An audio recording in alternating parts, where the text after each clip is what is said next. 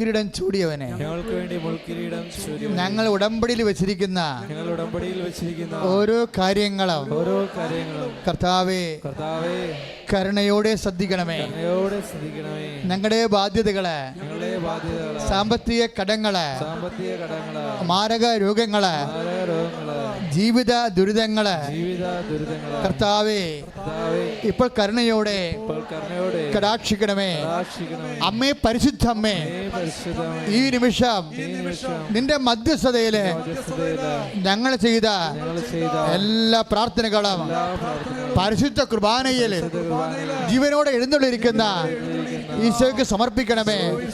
കർത്താവേ, ഈ ശുശ്രൂഷ ലൈവായി കൂടുന്ന വിദൂരതയിലുള്ള എല്ലാ മക്കളുടെയും എല്ലാ കണ്ണുനീരും പരിശുദ്ധ അമ്മേ ഇപ്പോഴേ ഈശോ ഏൽപ്പിക്കണമേ. ഞങ്ങൾക്കും ഒരു നാള് ഈ ആൾത്താരെ കയറി നിന്നെ മഹത്വപ്പെടുത്തുവാൻ ഞങ്ങളെ സുവിശേഷത്തിന്റെ സാക്ഷികളാക്കണമേ. സ്തുതിയുടെ ഹല്ലേലൂയ.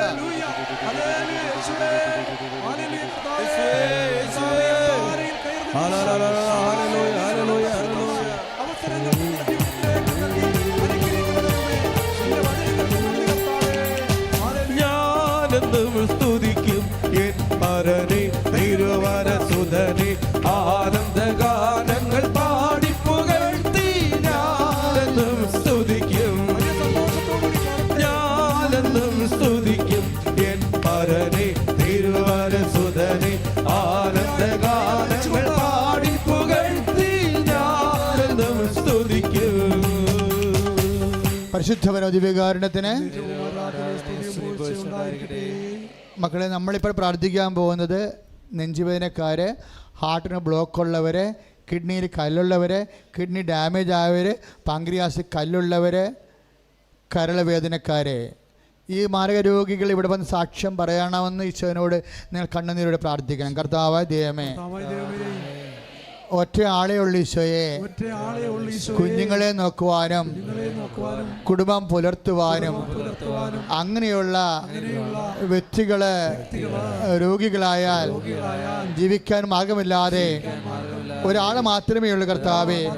കുടുംബത്തെ നോക്കുവാൻ അപ്പനായാലും അമ്മയായാലും മാർഗരോഗികളെ, കരൾ വേദനക്കാരെ, ഹൃദയവേദനക്കാരെ, ഹൃദയ രോഗികളെ, കിഡ്നി രോഗികളെ യേശുവിന്റെ നാമത്തില് ഈ നിമിഷം സൗഖ്യം പ്രാപിക്കട്ടെ.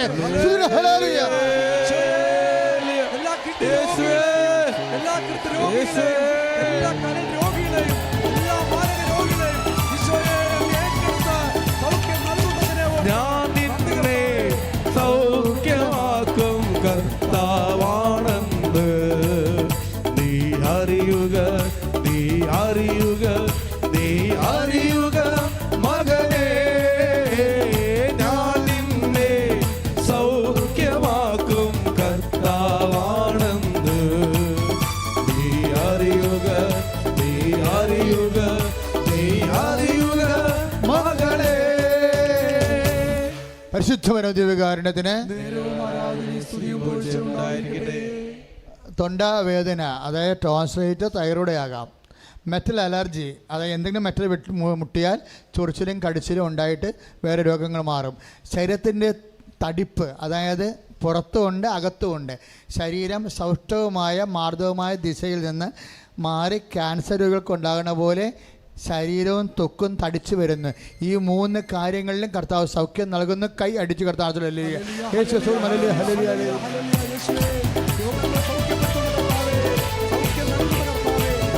നിന്റെ രോഗങ്ങളെല്ലാം,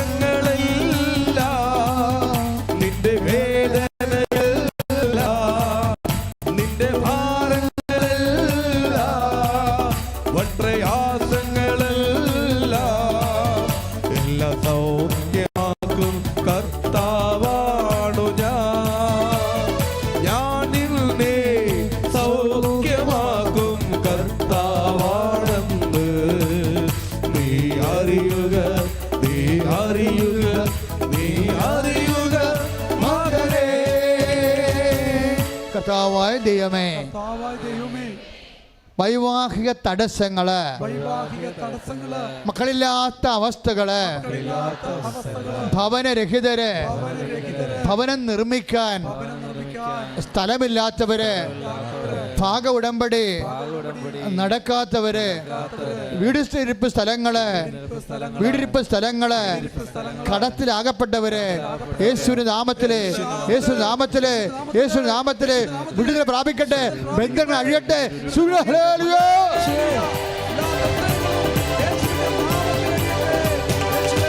വിടുതലിനാത്മാവേ എന്നിൽ നിറയണമേ. ഒരുമിച്ച് പാടുക.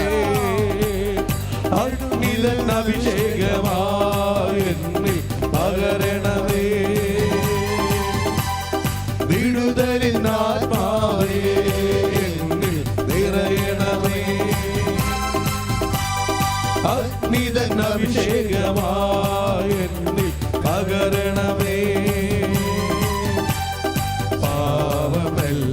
ചാമ്പലാക്കണമേ, കൃപയാൽ ജ്വലിപ്പിക്കണേ.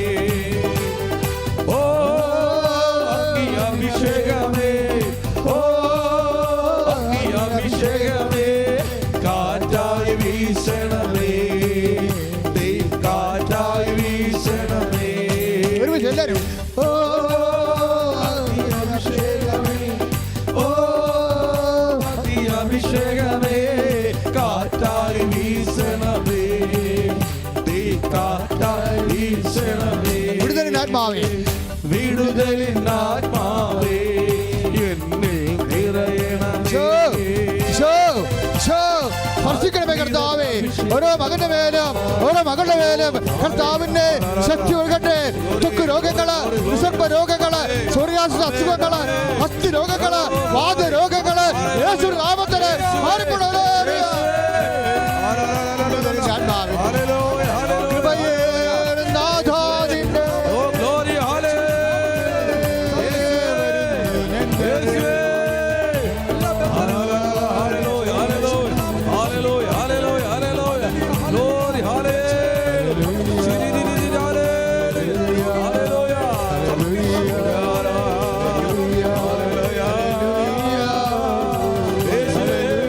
ഭാഷാപരത്തോടെ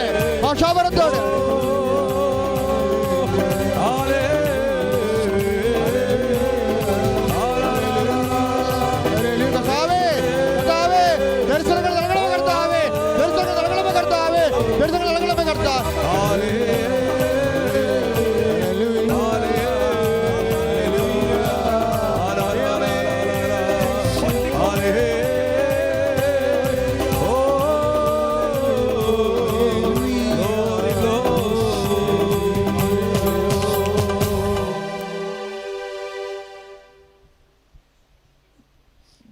നൈപുണ്യ പരീക്ഷകൾ,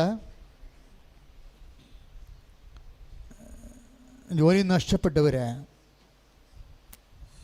മക്കളെക്കുറിച്ച് വേവലാതി കൊള്ളുന്നവര്,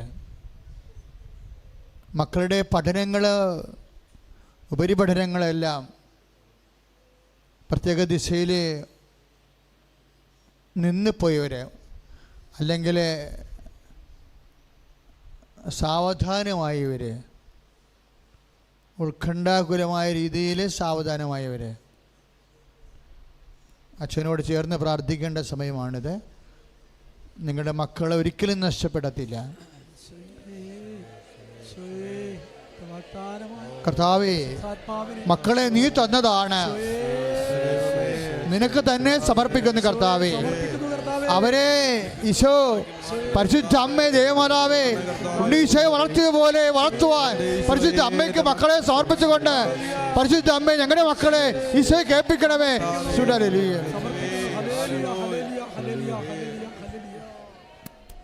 കേസിലകപ്പെട്ടവര്, വീട് സ്ഥലവും വിൽക്കാൻ പറ്റാതെ ഇരിക്കുന്നവര്, വിൽക്കാൻ മനസ്സില്ലാതെ ഇരിക്കുകയും വിറ്റാലെ കടം തീരുമെന്നുള്ള അവസ്ഥയിൽ നിൽക്കുന്നവർക്ക് സംരക്ഷണം ലഭിക്കാൻ വേണ്ടി ഇപ്പോഴും പ്രാർത്ഥിച്ചുകൊണ്ടിരിക്കുന്നു. ഇപ്പോഴിങ്ങനെ പ്രാർത്ഥിച്ചുകൊണ്ടിരിക്കുന്ന സമയത്ത് വൃഷ്ണസഞ്ചികളിലെ നീരും രോഗമുള്ള വ്യക്തിയെ കർത്താവ് സുഖപ്പെടുന്നതായിട്ട് കാണിച്ചിരുന്നു.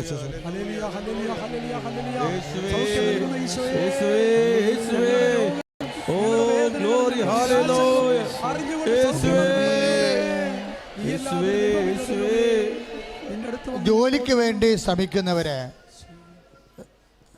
ജോലി ലഭിക്കുന്നതിന് ആവശ്യമായ സാങ്കേതിക കാര്യങ്ങൾ നിർവഹിക്കാൻ വേണ്ടി കാലതാമസം നേരിടുന്നവർ, അവർക്ക് വേണ്ടി പ്രാർത്ഥിക്കേണ്ട സമയമാണ്.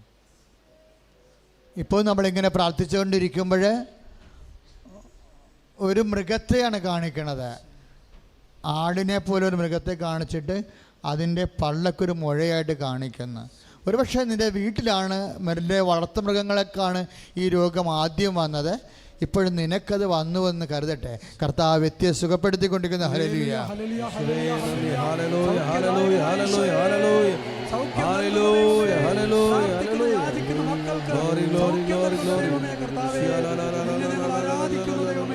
കർത്താവ് കണ്ണുകളെ സുഖപ്പെടുത്തുന്നു. കർത്താവ് കണ്ണുകളെ സുഖപ്പെടുത്തുന്നതായിട്ട് കാണിക്കുന്നു. സ്തുതിയുടെ ഹല്ലേലൂയ.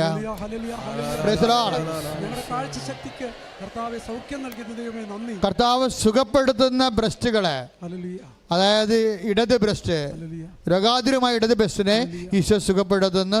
സ്തുതിയുടെ ഹല്ലേലൂയ.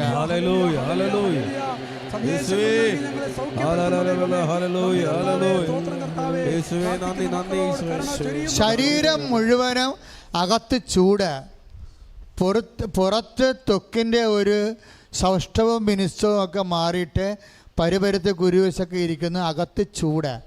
അതുകൊണ്ട് ഊത്തലെടുത്തിട്ട് ഉടുപ്പ് എങ്ങനെയെങ്കിലും സന്ധ്യയായിട്ട് ഊരിക്കളയണമെന്നുള്ള ചിന്തയിലിരിക്കുന്ന സഹോദരി, ആ വ്യക്തിയെ കർത്താവ് സുഖപ്പെടുത്തുന്നു. ഹല്ലേലൂയ.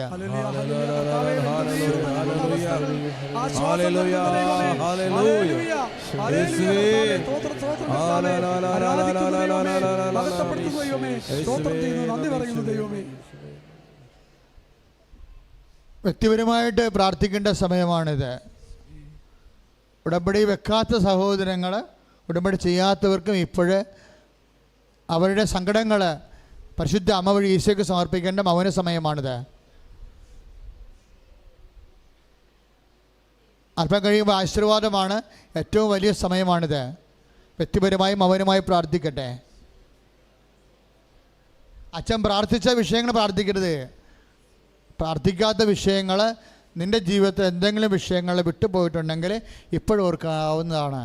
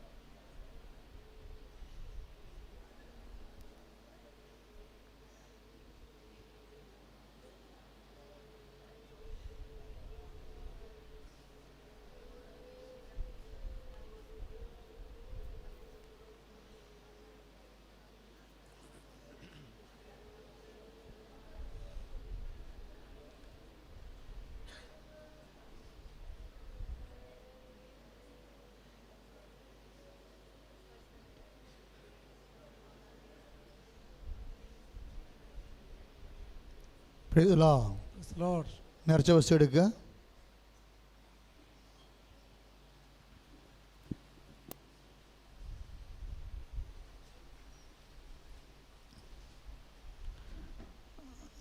കൃപാസനത്തിൻ്റെ നേർച്ച വസ്തു അറിയാമല്ലോ. ഇന്ന് ഒക്ടോബർ മാസത്തെ അവസാനത്തെ പ്രാർത്ഥനയാണ്. നിങ്ങൾ ഉടമ്പടി പുതുക്കിയതാണെങ്കിൽ പോലും കൗൺസിലിംഗ് വരുമ്പോൾ ചിലപ്പോൾ സെപ്റ്റംബർ മാസം പുതുക്കിയതായിരിക്കാം. പക്ഷെ നിങ്ങൾ കാർഡ് കാണിക്കാൻ പോകുന്നത്, കൗൺസിലിംഗ് വരുന്നത് ചിലപ്പോഴും ഒക്ടോബറിൽ അവസാനമോ നവംബറിലോ ആകാം. അപ്പോഴും ഒക്ടോബറിലെ കാർഡ് ചോദിക്കും. കാര്യം ഉടമ്പടി ഒരു കൊല്ലത്തേക്കാണ്, 3 മാസത്തേക്കല്ല. ഒക്ടോബറിലെ കാർഡ് ചോദിക്കും നിങ്ങളുടെയൊക്കെ. അപ്പം അതുകൊണ്ട് പത്രം മേടിച്ച് പ്രേക്ഷിത പ്രവർത്തനം മറന്നു പോകരുത്. പ്രേക്ഷിത പ്രവർത്തനം മുടങ്ങിയ കരുതുന്നത് കാരുണ്യ പ്രവർത്തി മുടങ്ങിയെന്നാണ്. 25 പത്രമാണെങ്കിലും ആ കാർഡ് ഉണ്ടാകണം ഒക്ടോബർ മാസത്തിൽ. ഇപ്പോഴാകപ്പാടെ പ്രളയം ബാധിച്ച കാലത്ത് ആഗസ്റ്റ് മാസത്തിലെ കാർഡിന് മാത്രമേ ഒരു എക്സെപ്ഷൻ ഇവിടെ കൊടുത്തിട്ടുള്ളൂ. അതും പ്രളയമില്ലാത്ത സ്ഥലത്ത് ആൾക്കാർ വന്ന ആ എക്സെപ്ഷൻ കിട്ടത്തില്ല.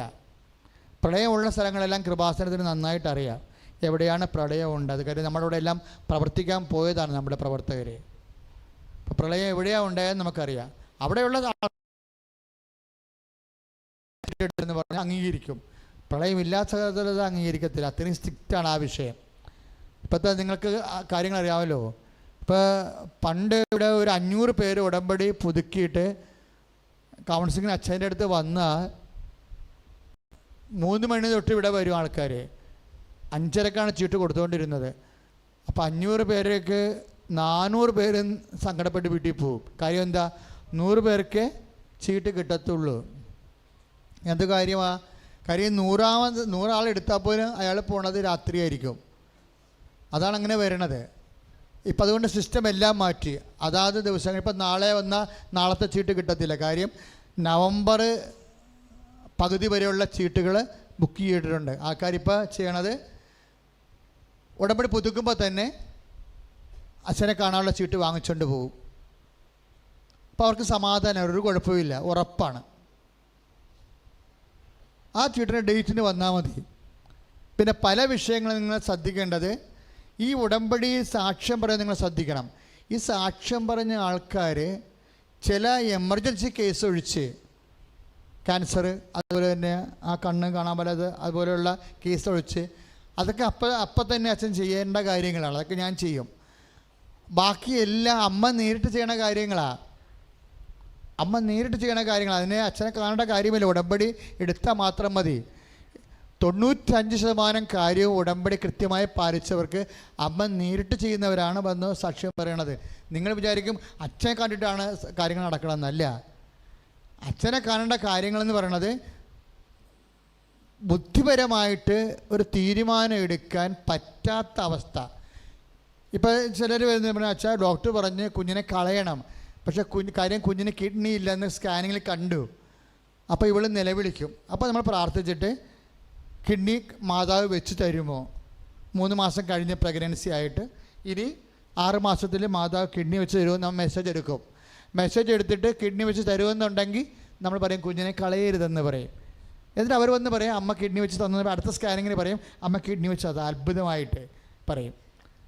അപ്പോൾ അതിന് അങ്ങനെയുള്ള ക്രൂഷ്യൽ ടൈമിനാണ് നമ്മൾ ചില സമയത്ത് പറമ്പ് വിൽക്കണം. വീട് സ്ഥലം വിറ്റാലേ കടം വീട്ടാൻ പറ്റത്തുള്ളൂ. വേറെ മാർഗം ഒന്നുമില്ല. ഇപ്പോൾ മാർഗം ഉണ്ടോ എന്നറിയാനാണ് നമ്മൾ മെസ്സേജ് എടുക്കുന്നത്. അതാണ് എൻ്റെ രീതി എന്ന് പറയണത്.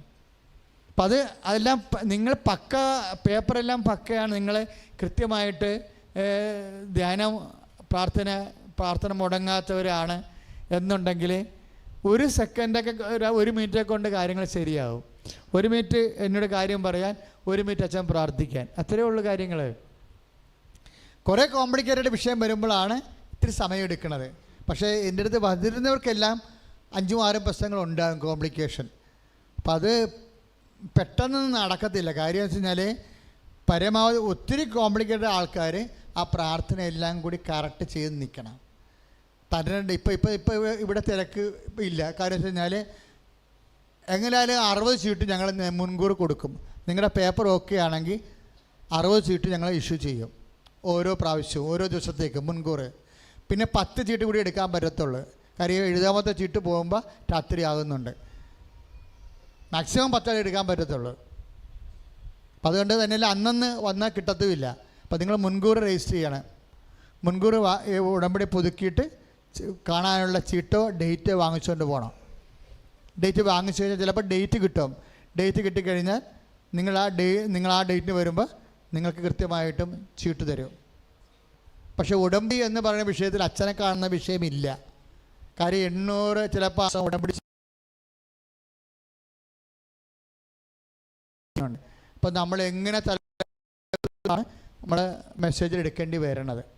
അപ്പോൾ ചില ആൾക്കാരെ എന്ത് ചെയ്യണമെന്ന് വെച്ച് കഴിഞ്ഞാൽ സംഘടിപ്പിച്ച് ഇടിച്ചില്ലേ അച്ഛനെടുത്ത് വരും, പിന്നെ പ്രാർത്ഥനയ്ക്ക് വരത്തുമില്ല. അത് ദൈവത്തിന് നേരത്തെ അറിയാം. റോഡ് കക്ഷികൾ വരുമ്പോൾ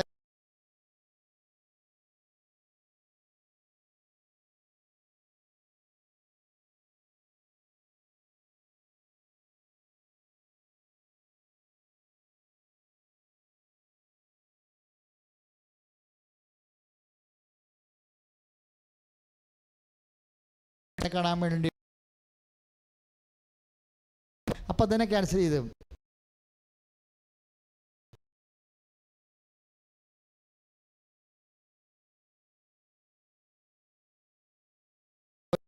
കള്ളത്തരാണ് കാണിക്കണത്. കാര്യം എങ്ങനെയെങ്കിലും ഇടിച്ചല്ലേ അച്ഛനെ കണ്ടിട്ട് ഉടമ്പടി അവസാനിപ്പിക്കാൻ പറ്റുന്ന ആൾക്കാർ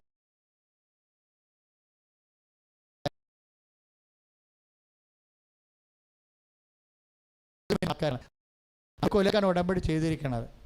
അപ്പം ആ പ്രാർത്ഥന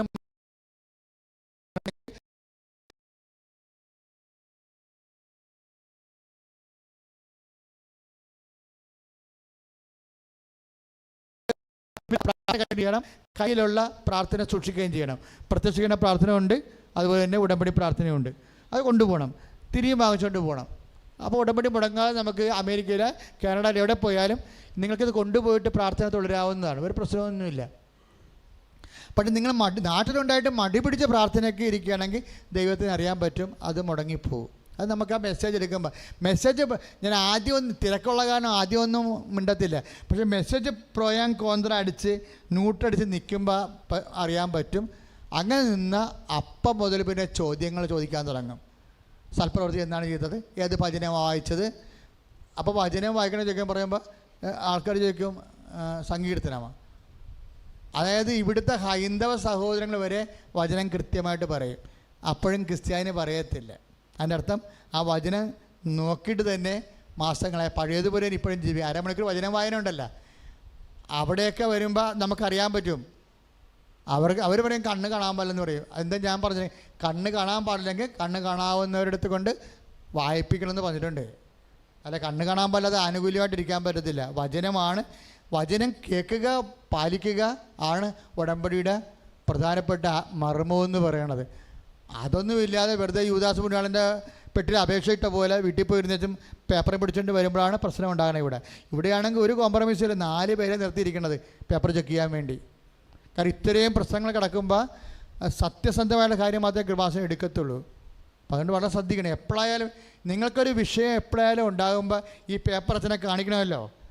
അപ്പോൾ അതിനിടയ്ക്ക് ഇപ്പോൾ ഇന്നലെ തന്നെ ട്രിവാൻഡ്രത്ത് വന്ന ആൾക്കാർ തിരിച്ചുപോയി.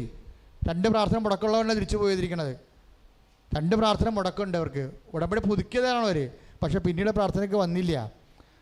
അപ്പോൾ ഉടമ്പടി എടുക്കുമ്പോൾ, കാരണം കൃപാസന ഉടമ്പടി രീതി അനുസരിച്ച് അമ്മ തന്ന പ്രാർത്ഥനയാണ്. ഞാൻ 32 കൊല്ലമായ ശുശ്രൂഷ തുടങ്ങിയിട്ട് ഉടമ്പടി എന്ന് പറയുമ്പോൾ 10-നേക്കാൾ 90 ഇരട്ടി ആയിട്ടാണ് അമ്മ അനുഗ്രഹിക്കുന്നത്. അത്രയും ജനങ്ങൾ വിശുദ്ധീകരിക്കുകയും സാക്ഷികളാകുകയും ചെയ്യുന്നുണ്ട്.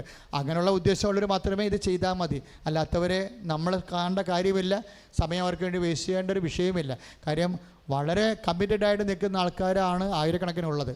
അപ്പോൾ നിങ്ങളതനുസരിച്ച് വേണ്ടി പൊട്ടങ്ങൾ കളിക്കാൻ നിൽക്കരുതെന്നാണ് എൻ്റെ പറഞ്ഞതിൻ്റെ അർത്ഥം.